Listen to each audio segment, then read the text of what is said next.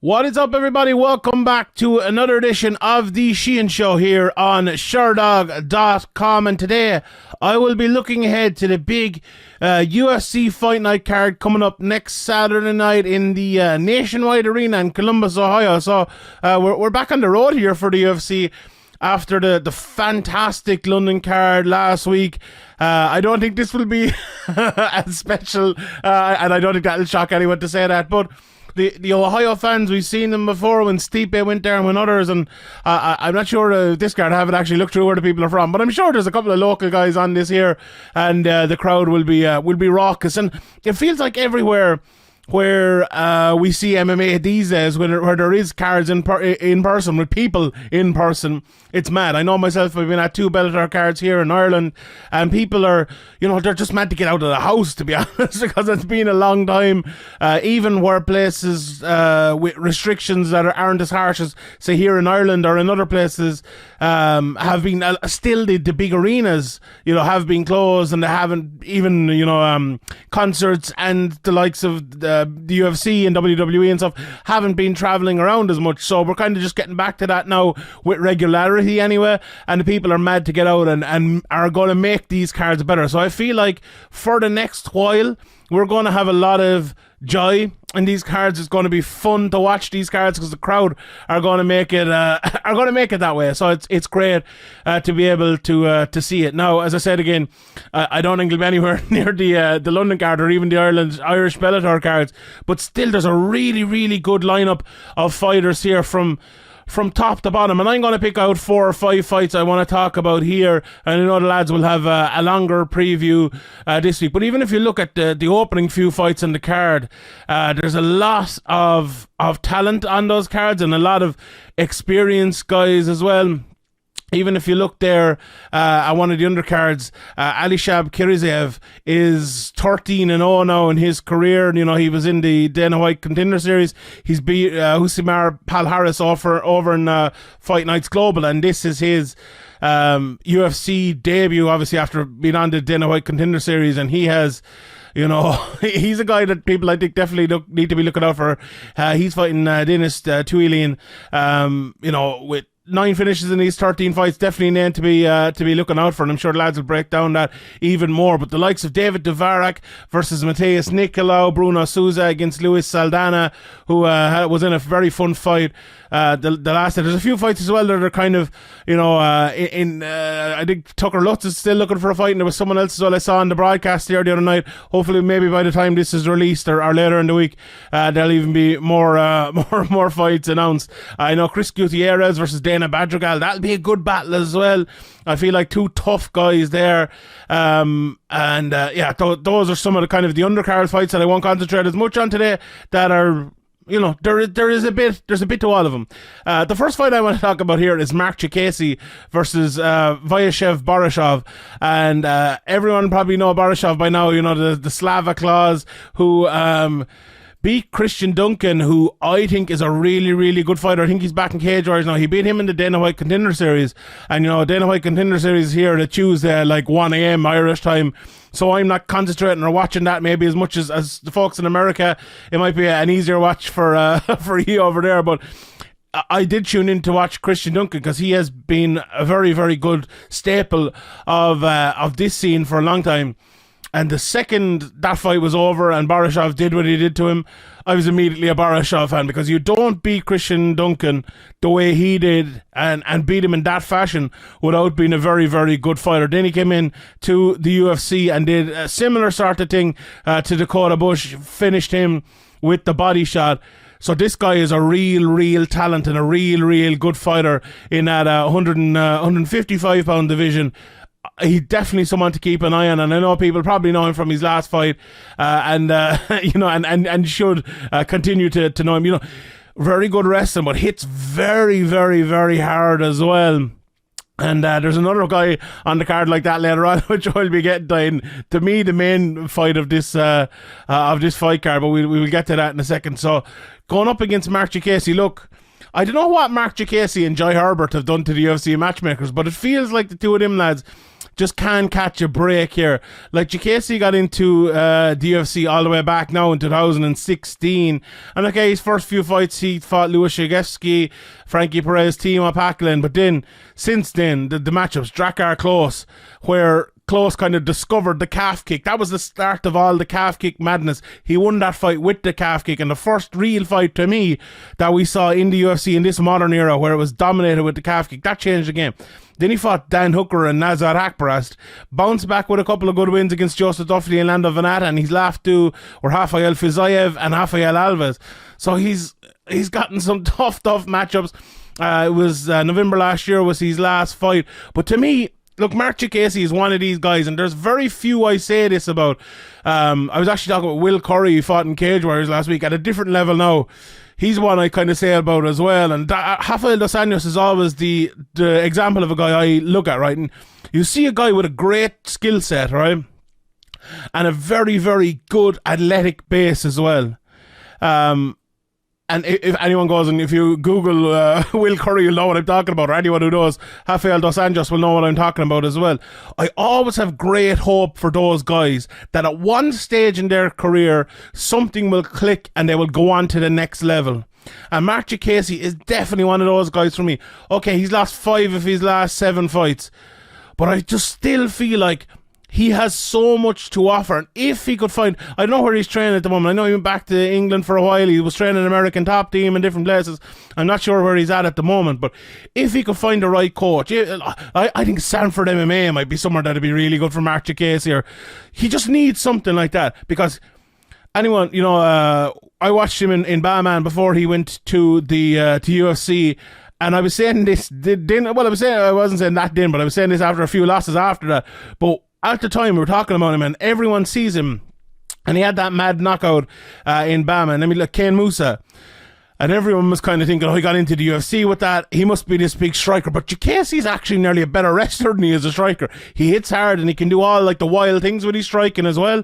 But he's a very, very good wrestler as well.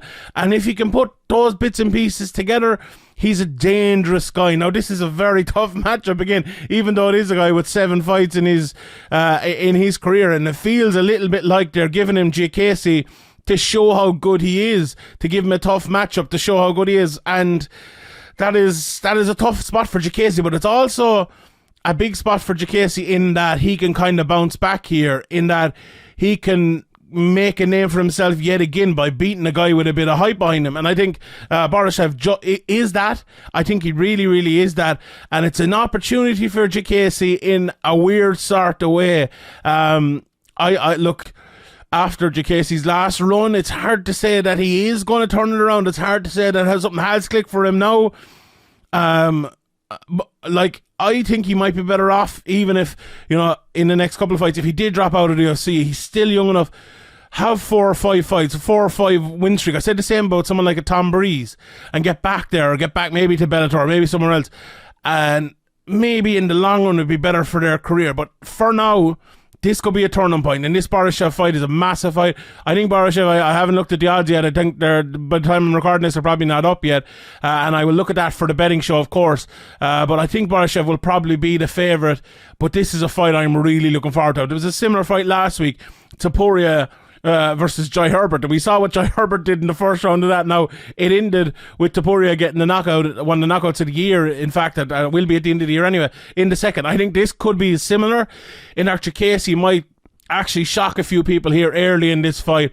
And I'm really, really looking forward to this. I can't wait. I can't wait to see. I think it's going to be a very, very, very fun fight. Moving on slightly up the divisions, then in the welterweight division, we have Neil Magny, who seems to be perennially ranked, and he's fighting against Max Griffin. And, it's maybe a little bit of a funny matchup in a couple of ways. Griffin has won 3 in a row. And, okay, he did beat Carlos Condit in his last one after beating Keenan Song and Razim Brahim even, after losing a couple to Alex Oliveira even, and Alex Morono before that. So, maybe it's one of those ones, and maybe I'll open up the rankings here and see exactly where he is ranked, but it feels like one of those ones where Neil Magny is always looking to kind of go up the rankings, and it feels like this one is a little bit down the rankings from Neil Magny's ranked number 9 at the moment in the official UFC rankings, and I do not see Max Griffin ranked anywhere. Now, that stuff, I don't know, maybe if this is short notice or someone else was supposed to fight here or not, but it feels like Neil Magny is one of those guys who always gets those sort of matchups. Like even, a couple of fights ago, he lost to Michael Chiesa, popping up from lightweight division.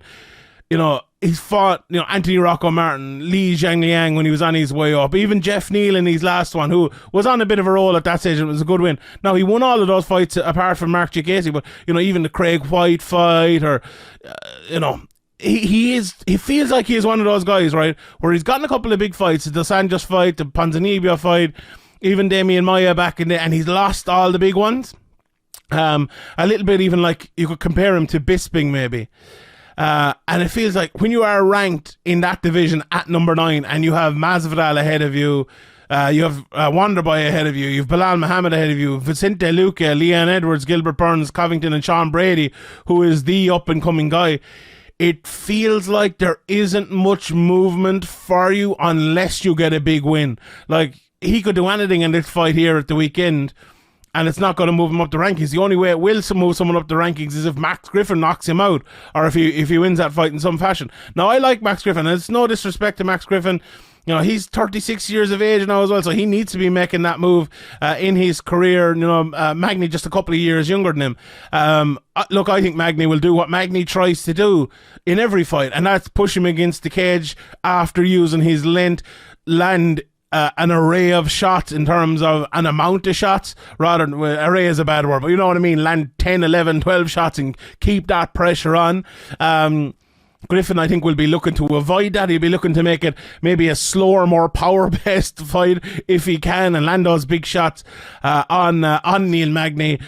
I never know with Neil Magny. I always find it hard. He's one of those guys. Like some fighters, you can kind of, right, if someone zags this way and they zag that way, this is how the fight will go. Or, like Covington versus Masvidal, we know how that fight is going to go. Or even Herbert Tapuri at the weekend. I wasn't necessarily knowing who was going to win, but I knew what way the fight would go a little bit. I knew Molly McCann would push the pace, and everyone who watches these fights, the results are one thing, but how the fight will go is another thing. I always find with Neil Magny, I think it'll go one way and then it just goes completely the other way. So I don't know with this fight. As I said a second ago, I think that's how it'll go. I think he'll try to push Max Griffin against the cage, pull him down to the ground, or use his length. It's never really exciting with Neil Magny now. It might be the most exciting fight in the world, and I hope I've jinxed it in the proper way. So yeah, I think it'll probably be 3 rounds. I think it'll probably be for Magny, but we never know, and we'll turn up to seeing that one. But it's a big fight for Griffin. If he wins that, he could absolutely take his place in the rankings, or earn himself a place in the rankings, maybe with Neil Magny falling out of him because of the strength of that division. Really, it's an unbelievably strong division there. A division I suppose you wouldn't say is the most unbelievably strong in the world is the women's flyweight division. The former title challenger Jennifer Maia is coming back after her last loss to Caitlin Chukagan at the start of this year, and she is fighting Manon, who has looked unbelievable in her fights. Recently she fought in October last against Maia Bueno Silva and won all her fights in the UFC before that. Her only losses to Ireland's own Leah McCourt in her MMA debut back in 2018. We've seen where Leah's gone on to since then. Leah's probably the 5th or 6th ranked 145 pounder in the world now. Okay, that's not the most full division, but still that's a big thing, and especially when we're talking about someone now who's fighting at 125 pounds. So it's been a real good unbeaten run since then, with 6 knockout wins in that time as well, in those 8 fights. So Fiorot, Jennifer Maia is one of those who she always makes it tough. She even made it tough for Valentina Shevchenko, arguably tougher than anyone has made it, even though it was only maybe for a round or so. But that's a big fight in that division. Like, there aren't that many contenders for Shevchenko. It's hard to know who she's even going to fight next. Like, if you look through the divisions, Andrade, Chukagan,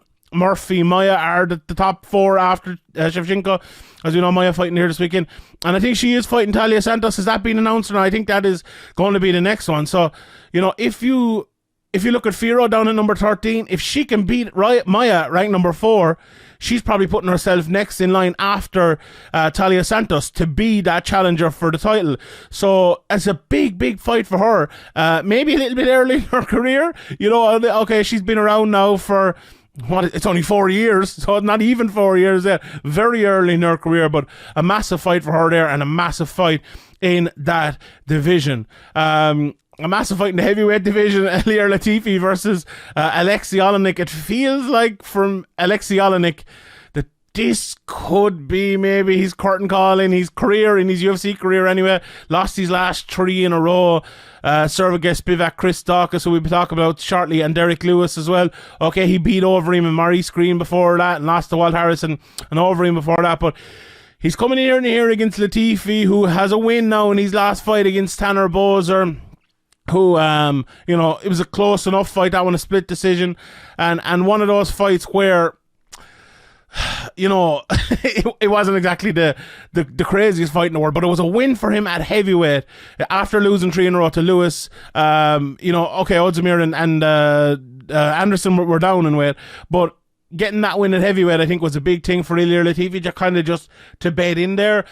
And it feels like, Latifi is a really, really, really good wrestler, but he doesn't want to be wrestling against Oleynik. And I think he's one of those lads as well who will actually bank on his wrestling to throw enough shots to hurt Oleynik without having maybe the fear of getting taken down or the fear of Oleynik pulling him down more evidently, maybe, or more that'll be more of a problem for him. So I do think, look, you never know with Oleynik. He could fall on something. He could push him against the cage, tie up that boa constrictor and pull him to the ground, and that'll be that. But I just feel like Oleynik will have too much power for him, will be a little bit too quick and too smart as well, and I think he'll land the big shots and probably end up finishing Oleynik sometime in the first round. But look, it should be fun. I always love an Alexey Oleynik fight, and I always love an Ilir Latifi fight as well. 2 other guys you could definitely say that about are Matt Brown and Bryan Barberena. Matt Brown is... It feels like Matt Brown is one of those guys that people write off a lot, and he keeps coming back. He lost a few fights in a row, Damian Maia, Ellenberger, Cerrone. Then he bounced back and won against Diego and Ben Saunders. Okay, good matchmaking there, but he lost to Blaydes in a very, very, very tough fight. And then he had that very fun fight with Carlos Condit. And then he came back and he beat Diego Lima and knocked him out in the second round. So... that was in June of last year. So he's been out of the cage for, 9 months at this stage, which you never know at this stage of their career of someone like Matt Brown. Is that a good thing or a bad thing? I suppose we'll find out on Saturday night. But he's gone in there against Bryan Barberena, who, won against Darian Weeks in his last fight at the tail end of last year after losing to Jason Waite. Had a tough fight against Vicente Luque a couple of fights before that as well, and met Leon Edwards and some tough guys along the way. Look, these guys, you don't have to be Patrick Wyman to analyse this one. This is going to be rock'em sock'em robots. They're going to both go out. If they see an opportunity for a takedown or to push it against the fence or to win that way, look, they'll take it. But if they see an opportunity to go at the other guy and land loads of shots, they'll take that too. I think this one's going to be an absolute barn burner. Look, I think it depends where Matt Brown is in his career. I think prime Matt Brown, I think he beats Bryan Barberena, but I don't know exactly where Brown is in his career. I'd probably just still lean to him, but we'll see the betting, and we will we'll see where the pick is on that one maybe later on in the week. But that's a really, really, really fun fight as well.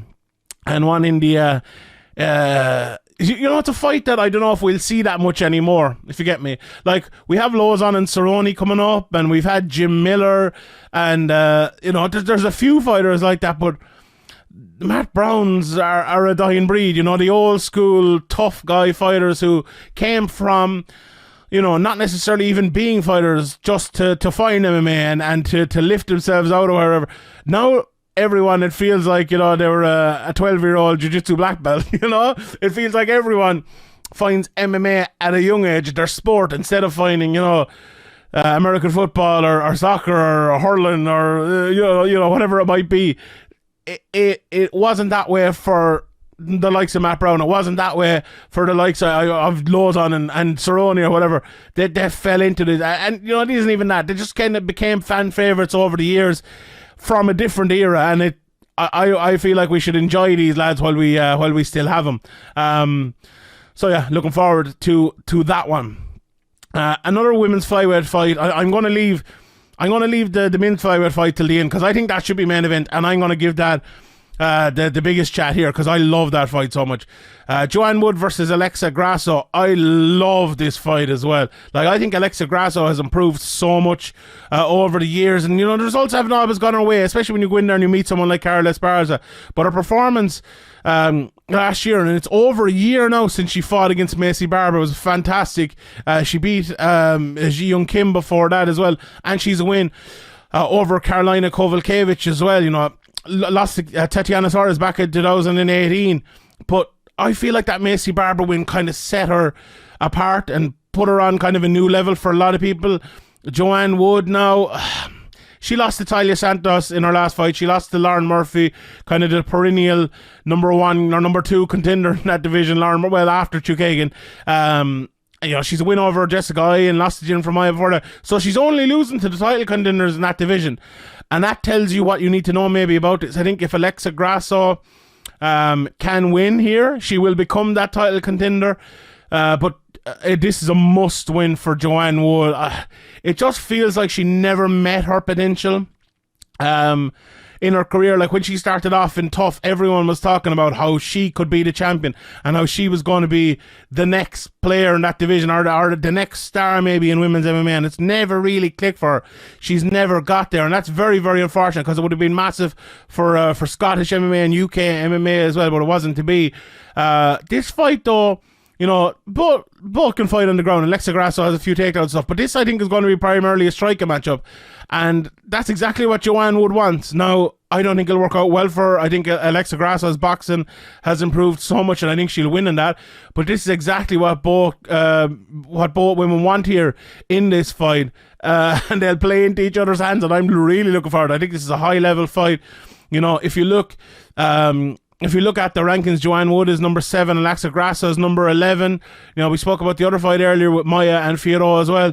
It could be whoever has the best performance. If both Fiorot and Grasso are to win here, to put them next in line after that and to really vault them up those rankings. So very, very interesting fight there, and very interesting to see how it goes. And it's a massive fight for Joanne Wood because she could be out of the UFC if she loses that. Honestly, she could. She really could. So it's a massive fight for her. The main event then, which is the second last fight I'll talk about. I actually do not know how Askarov versus Sky Kara-France is in the main event. It's by far the best fight on this card. It's the fight I went back and I watched like 10 different fights or portions of them anyway to talk about it here because I love it so much. Curtis Blaydes versus Chris Daukaus is just like your run-of-the-mill next, like 5th contender heavyweight matchup. Like Curtis Blaydes, okay, he beat Rosenstruck in his last one, but he lost to Derek Lewis. He had a good run before that, but he's not in line at the moment. He's just not in line at the moment. I know he's ranked number 4 and Daukaus is ranked number 8, but Daukaus as well, like, he lost to Derek Lewis in his last one, and Derek Lewis has just lost the tie to Ivasa. Like, no disrespect to either of these two guys. It's a fight that makes sense. It's a good fight. I like the fight. But this could have been the co-main event. This could have been the third fight. Why not make the fight that is, for me, the number 1 contender fight, or should be, at least, maybe after, the next contender. That should be one. And we know it's going to be the rematch for the title at flyweight. But I just feel like that should be the one. I'll get to that in a second. So let's talk about the heavyweight fight. Look, Curtis Blaydes, we know what he does. He's a very good wrestler. He comes across the cage, he tries to take you down. But if you can catch him when he's doing that, he's gotten knocked out now a few different times in his career. Look, the problem with that is as well, 3 knockouts in his career, and they are, in fairness to Derek Lewis, Francis Ngannou and Francis Ngannou, so it's not like anyone is knocking him out, and that's the reason actually why I'm probably picking him to win against Daukaus. Like watching a couple of Daukaus' fights back again, there's actually I looked him up on YouTube. There's actually like a finishing compilation of him, and he's a guy who does like come forward, land lots of shots, and is weirdly athletic for his kind of frame. And I think he could cause a little bit of trouble early to Blaydes, just because Blaydes does get into those fights a little bit sometimes. Was it the Overeem fight where he kind of got into like a little bit of trouble going back and forth and ended up winning, and at the end, and Overeem was kind of was landing a good few shots at him. I think it could be one of those fights. I think Daukaus won't stand back. He won't wait for him, and he will try to land some shots. Look, that could get him taken down. That could get him ground and pounded, and I think it probably will. But yeah, I think Daukaus will be game here. The longer he can survive on the ground, if it does hit it, the better for him. The better chance he has maybe of Blaydes getting a little bit tired and playing a long game. But I don't think Blaydes necessarily has bad cardio or anything like that. I think he can keep going. You know, he went 5 rounds with Alexander Volkov, went all the way with Justin Willis, went all the way with Marc Hunt, you know, and has, you know, a couple of finishes even in the third round, or one at least. But yeah, I just think Blaydes will win this, and I think he'll win it pretty comprehensively. But I don't think it should be the main event. I think the main event should be Askarov versus Kai Kara France. This is just a fantastic fight. Like, in the rankings, if you look at them right now, Askarov ranked number 2, Kai Kara France ranked number 6. You know, Askarov has fought Pantoja, the guy just behind him, so he's a little bit ahead. If he wins, you know, the 2 guys ahead of him are Brandon Moreno and Davidson Figueiredo, who look like they're going to be fighting for the 4th time. If Askarov wins, he has to be next. But if Kai Kara France beats him, then I think he probably has to be next as well, with the run he's on. Like, Kai Kara France has won his last 2 fights only, but he knocked out Cody Garbrandt, and that massive comeback win against Bontorin. Okay, he lost to Rival, who's ahead of him in the rankings at the moment, but Rival has lost a couple to Pantoja and Brandon Moreno. So there's lots of kind of back and forths there going on in that division. But, you know, for Askarov, there's been no back and forth. He is 14-0 with that one draw against Brandon Moreno. Beat Joseph Benavidez, beat Pantoja, beat Elliott in his UFC run, along with the draw with the is he the champion or not? No, he's not the champion anymore. But the guy who's going to be fighting for the championship, Brandon Moreno, and this guy, you know, he is as legit as they come. You look at his record, right, and he's 14 wins, 7 submissions, 3 decisions. But come back watching some of his fights. Oh, look, he's an unbelievable wrestler, and he's John Gooden was reading out his credentials, and he's like a master of Sambo and a Russian national wrestling champion and this and that and the other, and he's brilliant there. But his striking is so good as well. He hits so hard. He's one of those guys that I love watching because he's a different type of striker as well. He fought Tim Elliott, who is another different type of striker, and he fought him in a more normal way than anyone has ever fought Tim Elliott, because he's a bit of a weirdo as well, the way he strikes. He defends with his hips, and he moves back and then pops back into place. Where you're watching Kai Kara France, he's very much foot movement. He circles left, circles right, circles everywhere, moves out of the way as fast, comes in, hits at a pace, you know, and is just non-stop. It's like a pinball moving around the place. Whereas Askarov is more in the center, but he loves to counter. He loves to draw guys on, and then he'll move those kind of hips backwards, move the upper body backwards, and then pop back into place, pop back into range, and hit you so hard. And he's really, really good fights out of the southpaw position as well. I went and I tried to find a few fights of Kai Kara France, or any fight, and I couldn't find one of Kai Kara France fighting against a southpaw. So maybe if anyone knows of one, and I probably missed an obvious one, but I was going down through Fight Pass. The one I did see was Bontorin at bits in that fight. It was the Bontorin fight where he came back, wasn't it? Let me just check. Yeah, it was where he came back. And Bontorin is an orthodox fighter, but he was fighting out of southpaw for bits of that fight, and he actually hit Kara France really well just before kind of the big takedown, I believe it was, and he cut off the cage really well from that southpaw position. Now, it was more the change of position than the southpaw position, but I think if Kara France circles to his right, I think that left hand coming straight down the middle as an attacking weapon from Askarov will be a very, very, very good shot for him. Now, he isn't that much of an attacking fighter. He does rather kind of the countering or the kind of the fighting exchanges in the middle. Now, he will attack a bit. So that is a shot that will kind of have to be a different part of his game plan than he's used to. But I think against a guy that moves and is defensively as good at times as Kai Kara-France, or moves very defensively well, I think you have to bring a few of those shots in, or else it'll be very much of a stalemate. Kai Kara-France does attack more, but he attacks in a very safe way. I think he is a counter fighter as well, but a very loose, movement-based counter fighter who pops in with big shots if you don't give up the counter shot by attacking him. So it's a very intriguing fight. Like, Kai Kara-France does throw leg kicks, that jab inside, I think that he throws a lot from the kind of the outside position. The jab to the body could be a dangerous one against Askarov, because he's the sort of guy, look, he doesn't need a double leg, he doesn't need a single leg, he doesn't need any position to take you down, he just needs a position. If you throw that jab in and he can catch you around the arm, you know, he'll jump on a guillotine, or, you know, he'll body you to the side or switch you around and land on a mount. He is so strong in those positions. That's all you need to give him. So this is a very, very tough matchup for Kai Kara-France.